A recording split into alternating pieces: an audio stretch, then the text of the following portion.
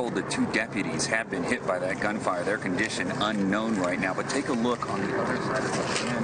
You can see police. You can see the SWAT team just a little bit down the road. They've got Dorner cornered in a cabin right now. They're preparing to move in, but it is unknown exactly how they're going to go about that at this point. Time is on authorities' side. They have shot some tear gas inside the building, and we haven't heard any gunfire for some time. 200 feet ahead of us right now. We see a lot of these authorities getting moving to cover themselves.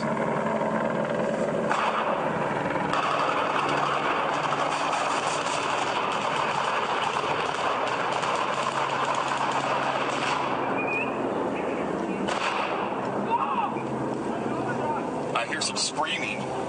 You heard all that gun.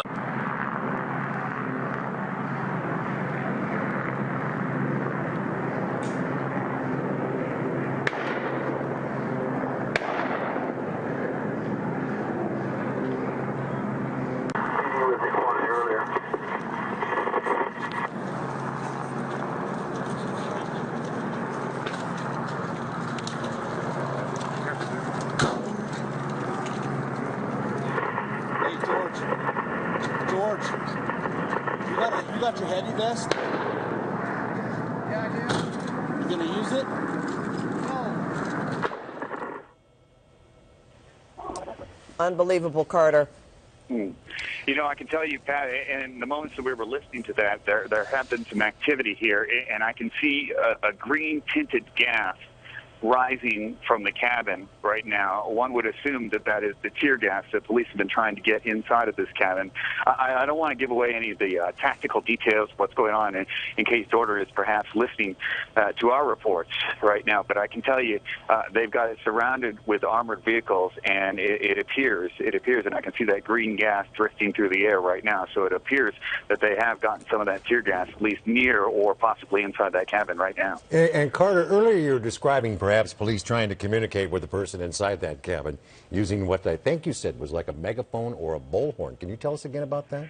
Yeah, so we could just hear some activity. I couldn't actually make out what they were saying, but it did sound like they were shouting some commands through a bullhorn, and that was moments before we saw this green gas rising through the air. So perhaps they were giving them a heads up about this, telling them to come out, or the gas was going in, but it looks like they have put the gas in. I see all of these SWAT officers right now. They had their guns drawn.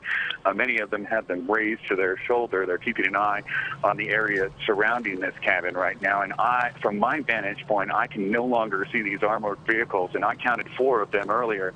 So you can only assume they've got these armored vehicles surrounding the cabin as well right now. Well, we certainly see a number of vehicles coming down the road there, Carter, and I don't know if these are civilians, but they don't seem to be stopping or being searched. Yeah, you know, I'm not exactly sure which road you're looking at right now. Where I am, we do see most of the police actually arrived in civilian-looking vehicles today too. So keep that in mind. Even the vehicles lined up here at the scene where Dorner is, and actually I just heard one shot fired right now, and that to me sounded like another tear gas round. And yes, I do see more smoke rising now, so that was another tear gas canister that was just fired into this cabin. They're getting aggressive about this. Well, we've been looking at, Carter. And I hear 3 more shots right now.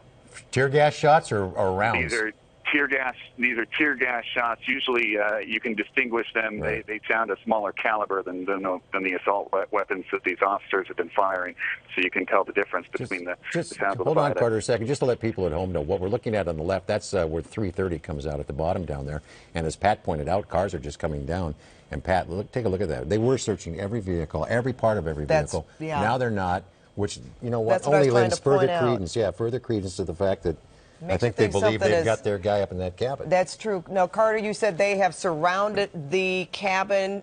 Can you hear any other activity? Does it sound like they could be going in? You know, they could be preparing to make their move right now. I am looking at a cloud of white smoke now rising from the cabin, and it is a significant cloud of smoke rising from the cabin right now. And I heard about 4 or 5 tear gas shots, canister shots.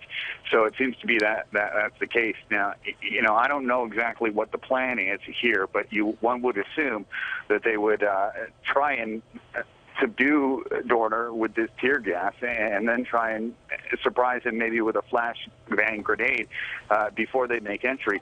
But again, I haven't heard the gunfire like we heard earlier today in about an hour and a half or so. So we really haven't heard any response or any gunfire response from the cabin in about an hour and a half.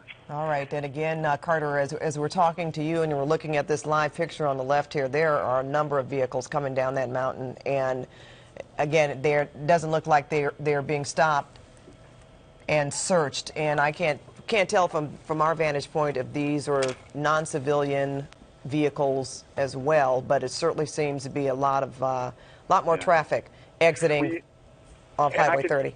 I can tell you as well, and the authorities that I've been speaking with here were certainly not authorized to speak on behalf of the departments they work for, but everyone I have spoken to is sure that Dorner is still inside that building, though they haven't seen him with their own eyes. Yeah, and I think that traffic that Pat's pointed out on Highway 330 only adds credence to what you're saying, Carter. They've stopped checking all vehicles coming down off the mountain, at least at this particular location.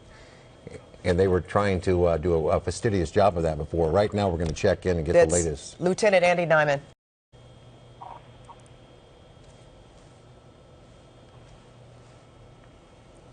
terms of